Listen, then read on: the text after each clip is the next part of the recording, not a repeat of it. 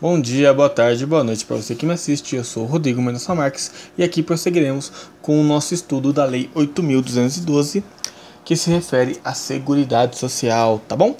Começando aqui pelo capítulo 4 da contribuição da empresa. Artigo 22. A contribuição a cargo da empresa destinada à Seguridade Social, além do disposto no artigo 23, que a gente vai ver daqui a pouquinho, é de 6 sobre, ou seja, aí já tem uma pegadinha, né? Porque na verdade, quem aqui, a gente vê aqui no disposto 1, 20%. Então é de 6 sobre 20% do que a gente vai ler aqui, tá bom? Não é os 20% em si, tá ok? É importante fazer a interpretação correta nesse sentido. Então vamos lá. É de 6 sobre 20% sobre o total das remunerações pagas, né?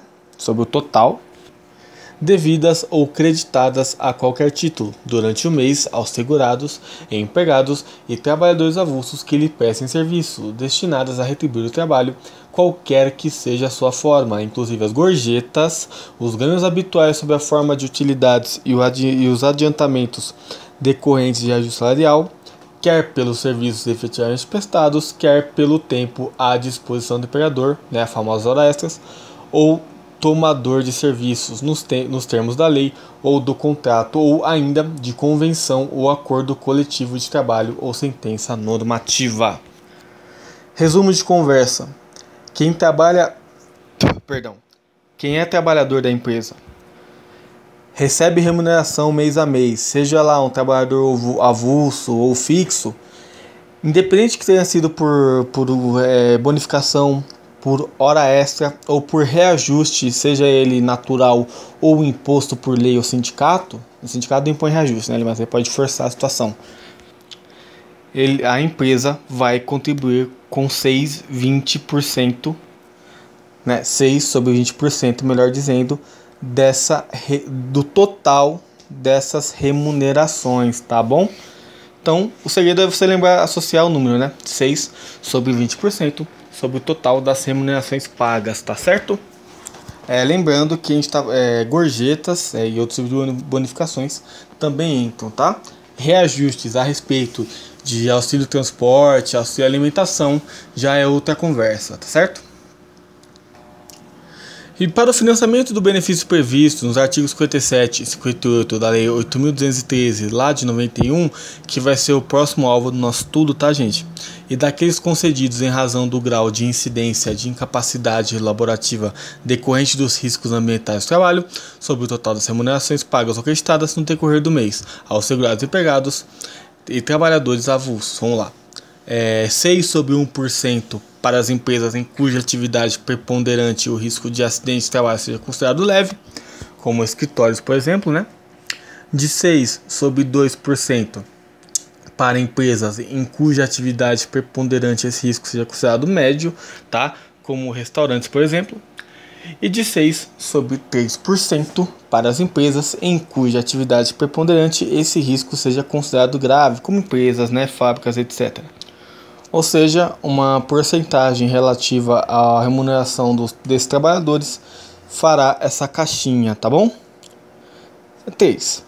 20%, né, 6 sobre 20% sobre o total das remunerações pagas ou creditadas a qualquer título no decorrer dos meses aos segurados contribuintes individuais que lhe prestem serviços, ou seja, os freelancers que prestarem serviços para empresas também ter que levantar esse dinheiro, tá?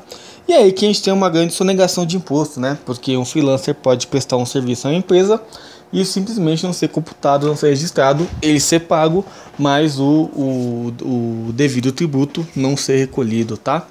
Vale aí como curiosidade, talvez a CESP explore uma situação do gênero. Vamos lá também.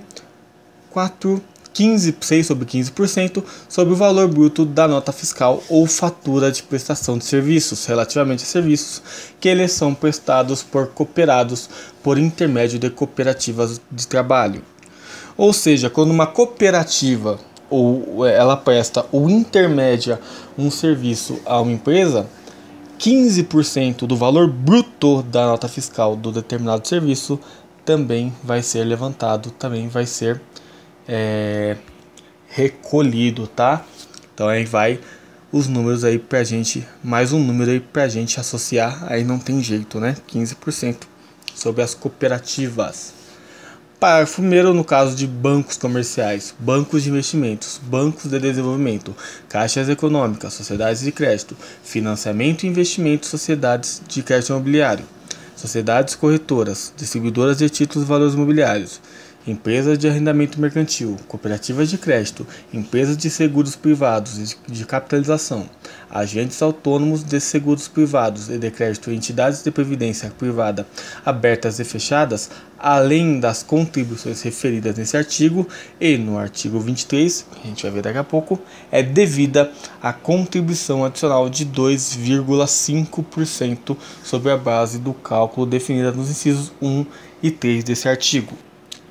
Ou seja, mais 2,5% de contribuição para o salário da galera e benefícios demais, né, exceto auxílio transporte, auxílio alimentação, e também o dos 15% lá da cooperativa, tá bom?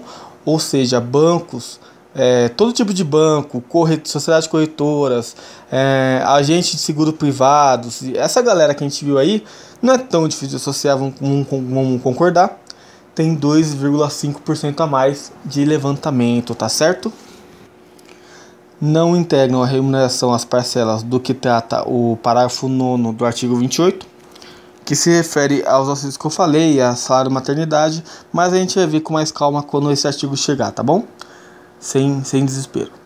Parágrafo 3º, o Ministério do Trabalho e da Previdência Social poderá alterar, com base nas estatísticas de acidentes do trabalho apuradas em inspeção, o enquadramento de empresas para efeito de contribuição a que se refere o artigo 2 desse artigo, inciso 2 desse artigo, a fim de estimular investimentos em prevenção de acidentes, tá bom? Então, o Ministério do Trabalho e da Previdência Social, ele pode alterar aqueles valores que 1% para empresas de pequeno risco, 2% para de médio risco e 3% para de grande risco.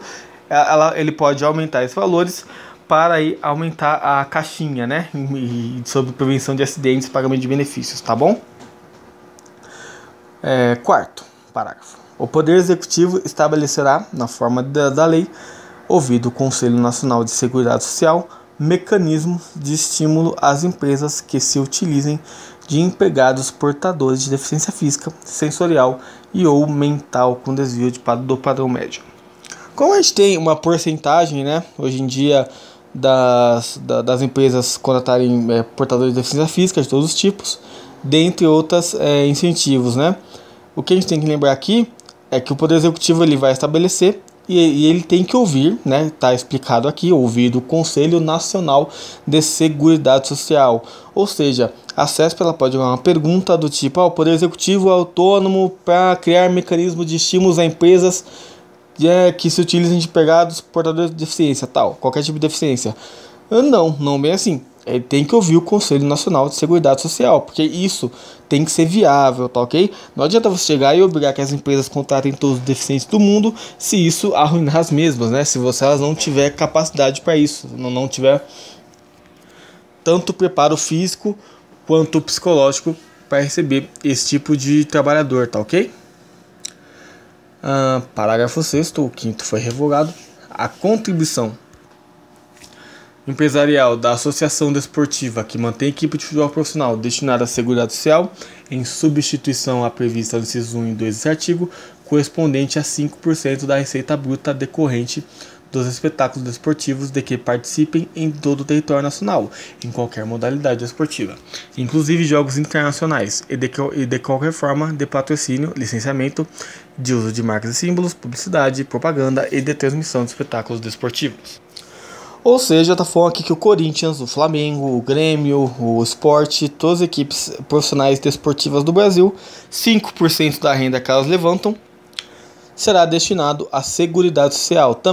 Eles também se caracterizam como empresa e é assim que eles vão contribuir no lugar lá dos incisos 1 e 2, tá bom?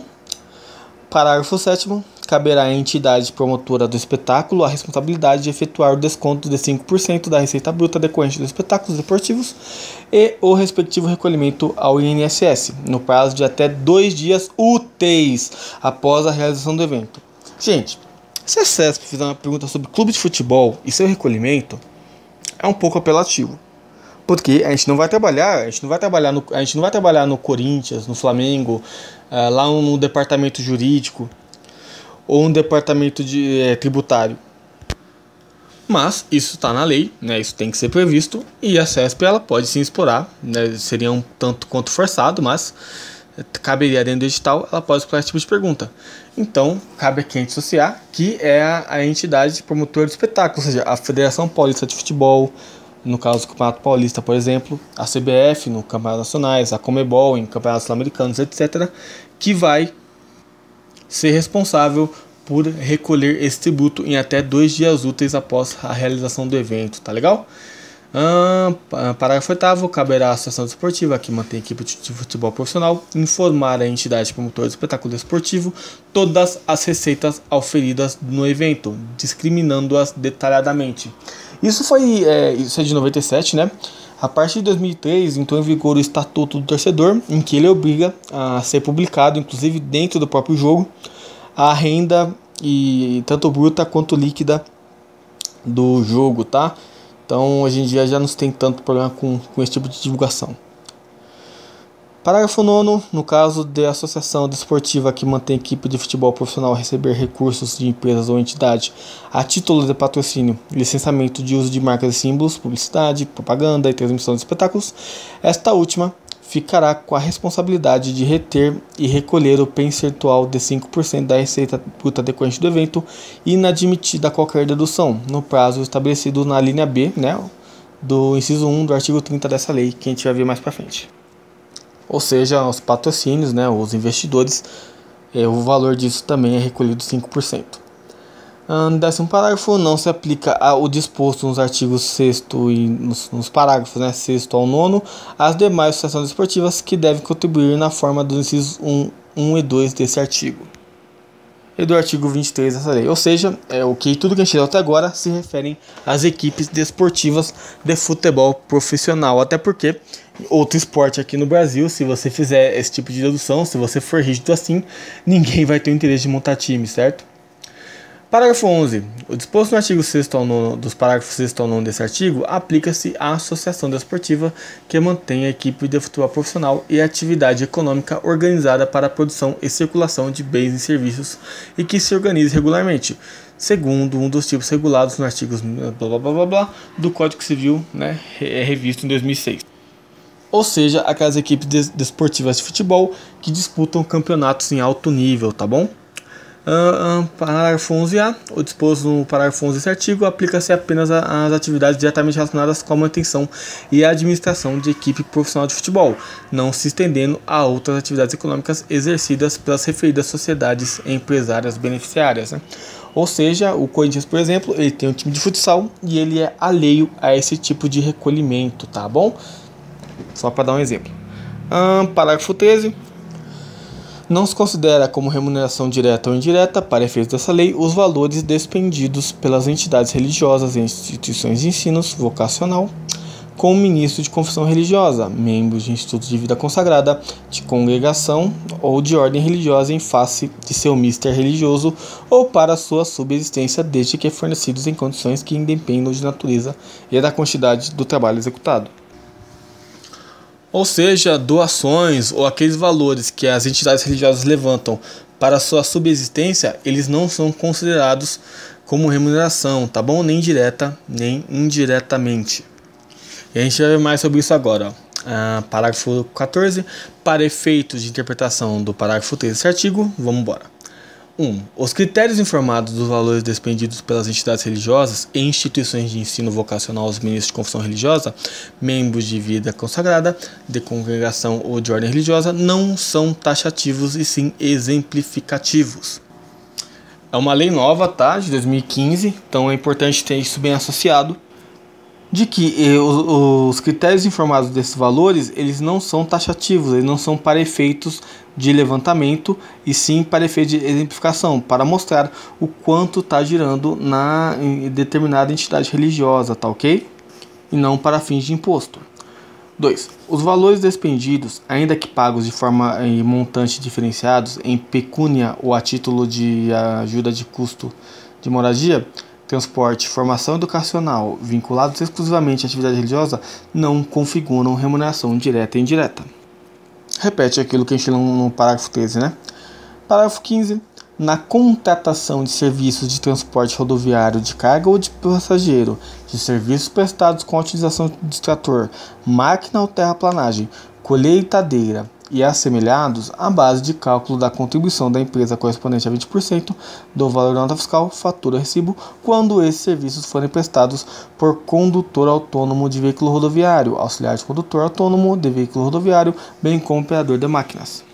Ou seja, quando você contrata um desses serviços exemplificados no parágrafo, o cálculo de contribuição é de 20% do valor da nota fiscal, da fatura ou do recibo.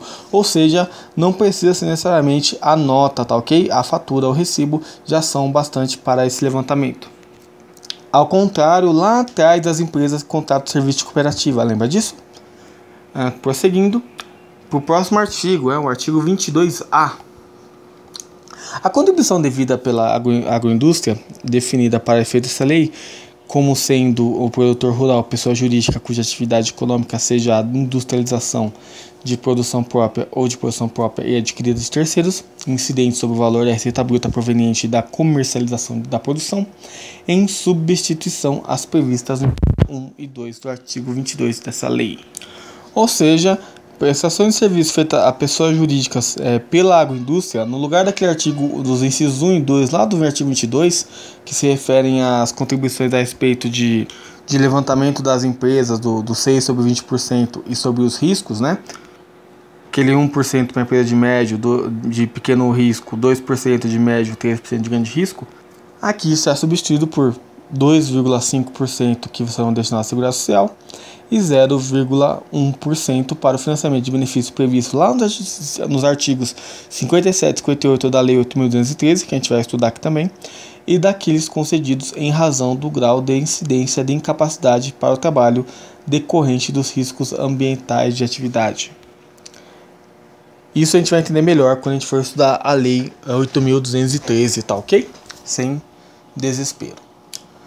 Parágrafo 2º desse artigo. O disposto nesse artigo não se aplica às operações relativas à prestação de serviço a terceiros, cujas contribuições previdenciárias continuam sendo devidas, na forma do artigo 22 dessa lei.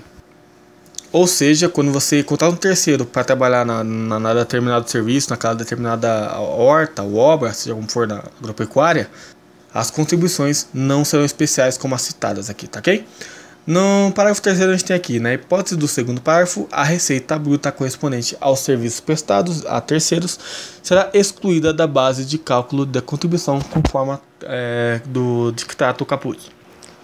E no parágrafo 4º a gente tem aqui, o disposto nesse artigo não se aplica às sociedades cooperativas e às agroindústrias de piscicultura, carnicicultura, suinocultura e avicultura.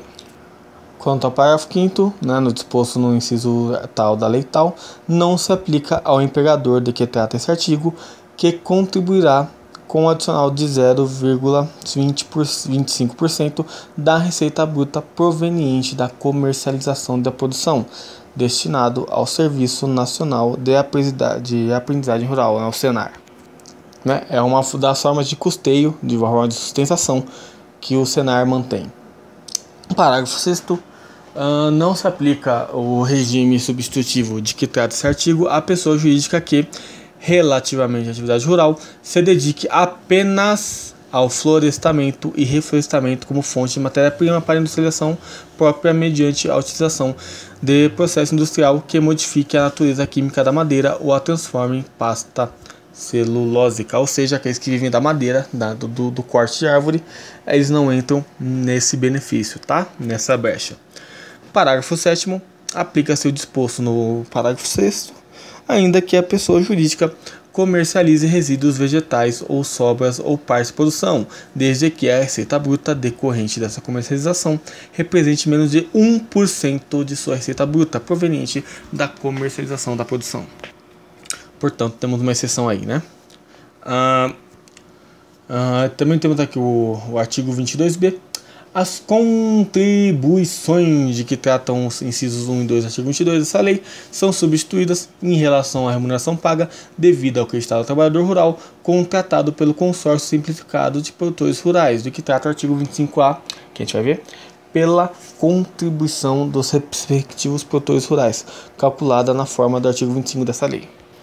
Ou seja, isso a gente vai ver melhor mais para frente lá no artigo 25A, mas em resumo, o trabalhador que é de consórcio simplificado de produtores rurais, né, ele terá sua contribuição substituída, tá ok? E também que será calculado de uma forma que está lá no artigo 25. Artigo 23. As contribuições a cargo da empresa provenientes do faturamento e do lucro destinadas à Seguridade Social, além do disposto no artigo 22, são calculadas mediante a aplicação das seguintes alíquotas: 2% sobre a receita bruta, estabelecida lá no disposto da Lei de 1982, com a redação da Lei de 87 e alterações posteriores. 2. 10% sobre o lucro líquido do período base, antes da provisão para imposto de renda, ajustado na forma que aqui como na Lei de 1990.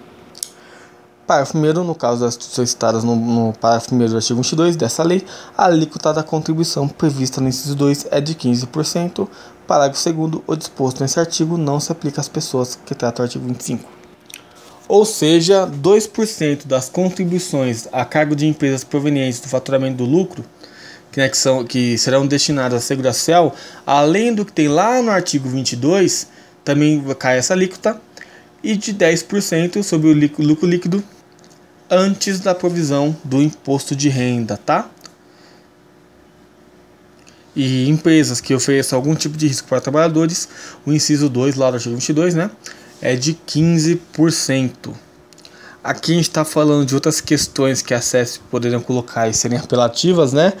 Mas aí são mais números para a gente associar e guardar. Eu gosto particularmente, quando esses números mais complexos, de você associar, você estudar mais para perto da prova, certo? Para ele ficar bem fresco na memória. Aí você lendo, associando a pergunta a esse artigo, você se lembrando dos valores, tá? E respondendo, né, se aquilo é verdadeiro ou é falso. Bom, acabamos o estudo desse capítulo, desse longo capítulo 4 aqui, né? Tão longo quanto importante. E a próxima aula será referente ao capítulo 5, né? Que é a contribuição do operador doméstico, um assunto bem recente. E o capítulo 6, que é a contribuição do produtor rural e do pescador, que também é um assunto que costuma cair muito em prova, tá bom? Dúvidas, comentários, sugestões, correções, à vontade, tá? Tem meus contatos aí na descrição do vídeo, como também tem espaço aí nos comentários do YouTube. Forte abraço, tchau!